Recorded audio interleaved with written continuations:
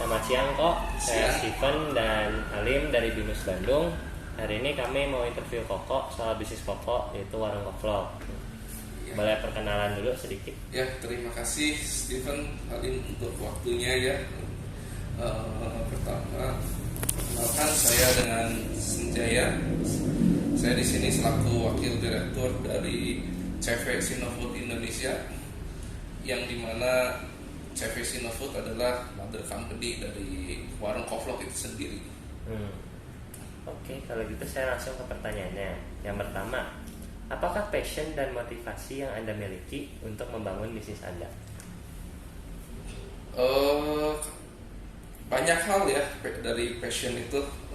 Pertama dari karena kita juga kan warung Koflok ini usaha keluarga ya, dimana notabene kita juga salah satu orang yang hobi makan sebenarnya. Jadi dengan adanya passion kita dalam makanan, kita yakin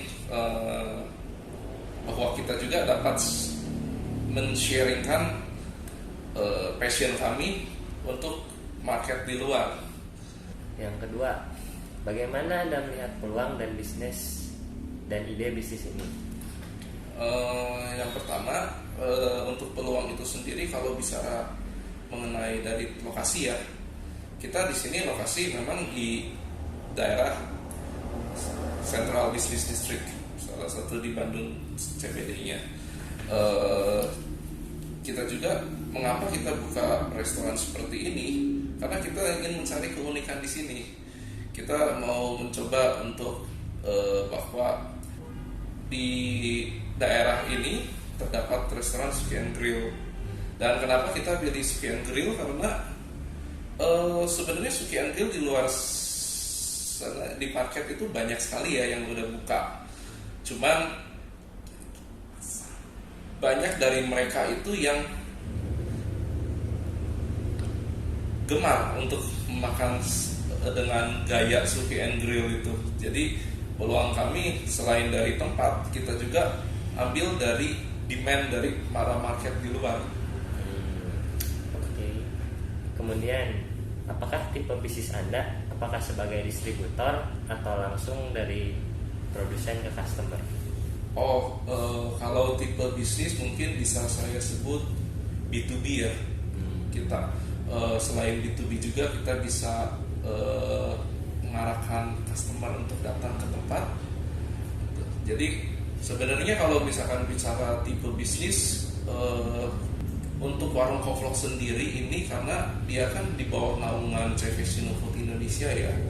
Jadi kalau misalkan di warung Koflok ini sendiri,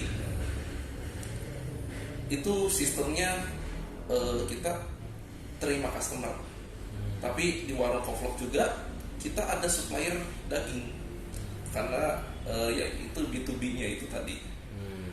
Jadi lumayan main di beberapa segmen ya. Oke. Kemudian, apakah dalam bisnis ini Anda memiliki kompetitor? Kalau ada, bagaimana Anda melihat kompetitor tersebut? Apakah sebagai acuan atau halangan? Tentunya kalau kompetitor, apalagi kita hidup di zaman yang modern ya, pasti segala bisnis atau segala usaha pasti ada. Dan tidak juga dengan warung Koflok ini sendiri. Seperti contohnya, banyak sekali dari kompetitor kita yang membuka di segmen yang sama, seperti dengan menu yang sama, harga yang sama, dan juga mungkin promo yang sama. Tapi hal itu bukan menjadi membuat kita down dalam berusaha, tapi juga sebagai pembelajaran buat kita.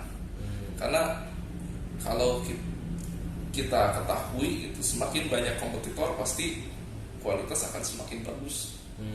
Jadi tentunya dengan adanya kompetitor yang ada di luar sana, mungkin saya anggap sebagai guru kita guru usaha kita sendiri.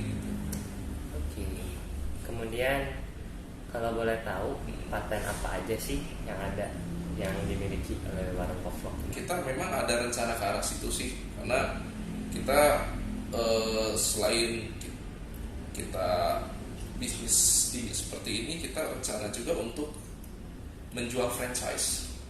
Jadi mungkin kalau untuk paten, mungkin secara desain, secara sistem, secara SOP dari pembuatan makanan itu sih. Cuma kalau untuk sementara waktu sih memang belum ada sih patennya. Oke. Kemudian menurut Anda seberapa pentingnya memiliki hak paten? Oh, penting sekali, karena selain kita bisa berkompet di pasar yang luas, kita juga bisa mempunyai, dengan paten ini kita bisa mempunyai specialty tersendiri. Jadi untuk kalau bicara soal market, mungkin jangkauannya akan lebih luas lagi ya, gitu. Dan tentunya kalau bicara soal paten, pasti kan semakin minim untuk ditiru orang dalam model konsep ya.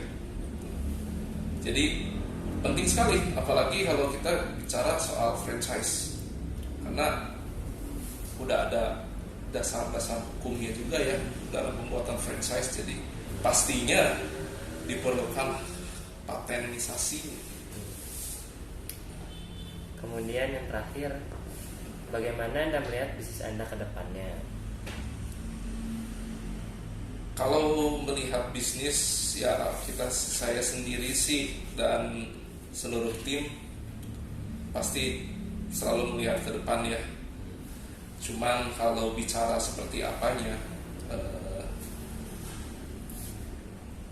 yang pertama kita ingin memprioritaskan kualitas kita di depan masyarakat, dan juga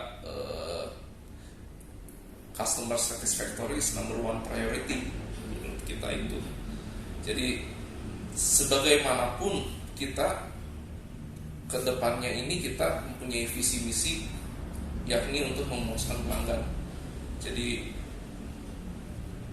mulai dari kita membentuk perusahaan dan warung Kovlog ini, kita selalu memikirkan hal itu untuk ke depannya.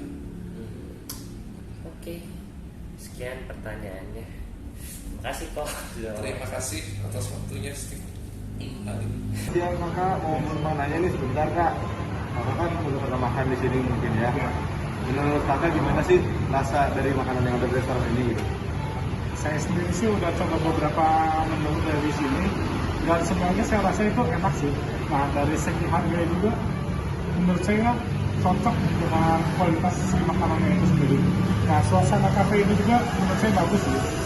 Cocok lah kualitas sama harganya. Oh, gitu. Cocok buat nongkrong gitu ya. Ya, cocok. Oke, cukup dulu. Terima kasih Kak. Yang nomornya sudah